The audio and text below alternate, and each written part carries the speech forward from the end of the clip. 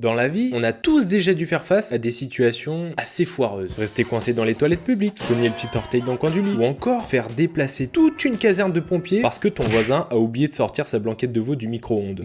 Ça sent le vécu. Ouais, le mec était parti pendant ce temps-là faire ses courses au supermarché, comme si de rien n'était, puis il est rentré comme une fleur devant l'appartement, en claquette de chaussettes, avec son petit panier en osier, en mode « Les gars, j'ai loupé quelque chose ?» J'ai eu un accident terrible qui a changé ma vie à jamais. Oh, comment j'ai niqué l'ambiance en 2 secondes. Par contre, c'est vrai que c'est assez fou ce qui m'est arrivé en prenant du recul, mais rien de gore ou de trop sensible. Je tiens tout de même à préserver la santé mentale de mes petits cochons d'Inde du Guatemala. Oui, c'est de toi que je parle. Non, plus sérieusement, pour t'expliquer, faut revenir 3 ans en arrière, où je venais d'intégrer une fac de psychologie éclatée en plein centre-ville dans un appart miteux avec tout juste assez d'air pour respirer autre chose que l'odeur de mes gros pets après avoir mangé des bols de flocons d'avoine mélangés avec de l'eau tel un petit cheval qui hennit. Non, ça c'était un âne. Et ouais les gars, à l'époque je me butais à la salle comme un gros zigoto. J'ai rapidement connu la vie de couple. Non, plus sérieusement, mes frères campagnards, je sais pas comment vous faites pour vous habituer à vivre dans les grandes villes. Parce que se réveiller pour entendre le bruit des voitures, respirer l'air aussi pur que mon haleine du matin, ou encore devoir respirer l'odeur du chichon, du gros José 85 ans de l'étage d'en dessous, alors que tu fais tout pour avoir la vie la plus saine possible. It was at this moment that he knew.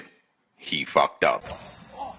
Oh, ça va? Stérile. Oula, tu vois cette sensation de te faire démonter comme une chaise Ikea éco-conçue à la piste de dromadaire? Bah c'est exactement comment je me suis senti. Et le métro, parlons-en tant qu'on y est. Vraiment, le métro en France, faut le vivre pour comprendre qu'on est beaucoup trop nombreux sur cette planète. Pas besoin de réarmement démographique, monsieur le président. T'as qu'une seule envie à ce moment-là, c'est de sortir ton gros lance-roquette pour dégager la vue. Oh, pas celui-là, voyons, un peu de modestie. Oula. Et quelques temps plus tard, j'ai été à l'hôpital à cause de cet accident. T'inquiète, j'y viens. T'as déjà pratiqué un sport, on est d'accord. J'ai fait du foot, tennis, basket, badminton, muscu, karaté, trail, paddle, aquagym. Bah quoi, c'est sportif l'aquagym. Il en faut du courage pour se retrouver autour de grand-mère en maillot de bain. Et est-ce que le cheval est considéré comme un sport?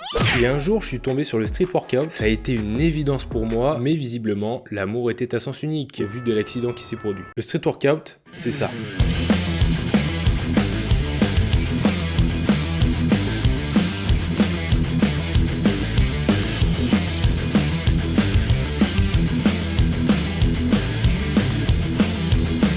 On n'était pas là pour enfiler des perles. Bon, 99% des gens là-bas faisaient les kékés et roulaient des mécaniques, comme dirait mon grand-père. C'est vraiment un sport où si ton corps n'est pas physiquement assez entraîné pour réaliser ces figures, tu peux très vite te flinguer la santé. Je m'entraînais tranquillou pilou au parc de street avec un pote et je commence à réaliser l'une des figures les plus dures. Donc je réalisais un Hefesto, l'une des figures les plus traumatisantes pour le corps. Et tout à coup, ma main dérape de la barre et je m'explose contre le sol. Cette fois-ci, j'ai vite compris que quelque chose n'allait pas. Ce que je t'ai pas dit, c'est que lorsque ma main a dérapé à cause d'une mauvaise prise des doigts et de mon grip, j'entends un énorme crack circuler dans tout mon bras gauche, comme s'il s'était fendu en deux. Tu vois le bruit que ça fait quand tu casses les spaghettis en deux pour les mettre à bouillir dans la casserole? À ne surtout pas reproduire devant un Italien, bien sûr. Bah c'est exactement ce que j'ai entendu dans mon bras. Je laisse reposer la machine et je reprends l'entraînement quelques jours plus tard en voyant que la douleur diminuait. Je pars m'entraîner, impossible de faire quoi que ce soit. Là, je commençais réellement à m'inquiéter. Je décide donc d'aller voir mon médecin et en lui montrant mon bras, il était choqué le boug. Je crois savoir ce qui vous arrive. C'est très rare de voir quelqu'un d'aussi jeune que vous avoir ce genre de choses. Ça arrive plutôt chez les personnes de plus de 60 ans. Vous passerez une radio pour en être sûr. D'ici là, ne faites rien avec votre bras. Enfin,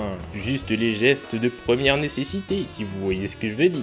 Oula, comment c'est une radio? Je suis ressorti encore plus flippé. Je pensais y aller pour un petit bobo. Et hop, une prescription d'une crème anti-inflammatoire et rouler jeunesse, comme dirait mon grand-père. 3 semaines plus tard, go to the clinic, le verdict tombe. Monsieur, comme vous pouvez le voir sur ces images, vous avez une rupture du biceps. Vous voyez Monique là-bas? Non, pas cette Monique, je parlais de celle-là. Oui, l'élastique qui est accroché au porte-manteau. Vous avez vraiment donné un nom à votre élastique? Bon, fermez-la un peu, c'est pas le sujet. Vous voyez Monique? Monique l'élastique. Bah cet élastique, c'est votre tendon dans votre biceps. Si on tire Monique, pas vous Monique, si on tire Monique de toutes nos forces, elle va finir par exploser, on est d'accord? Bah c'est exactement ce qui s'est passé avec votre tendon. Le crack que vous avez entendu, c'était votre tendon qui s'est arraché à cause d'une trop forte tension. C'est donc pour ça que vous pouvez apercevoir un trou dans votre biceps, comme le logo Apple. Là, c'est la douche froide. Est-ce que j'aurai un handicap à vie au niveau du bras? Je pourrai plus jamais faire du sport? Je vais devoir me faire opérer pour retrouver la forme complète de mon bras? Ou je vais devoir ressembler au logo Apple toute ma vie? Monsieur, qu'est-ce que vous voulez faire d'un tendon pété? C'est pété, trop tard, moi je peux rien faire. Quoi? Par contre, c'est votre corps qui va vous aider tout seul, en se réparant comme un grand. Alors, on dit merci qui? Merci Dame Nature. Donc pas de chirurgie? Bah non du con, ton tendon il est pété, tu veux que je répare quoi? C'est cassé donc c'est cassé.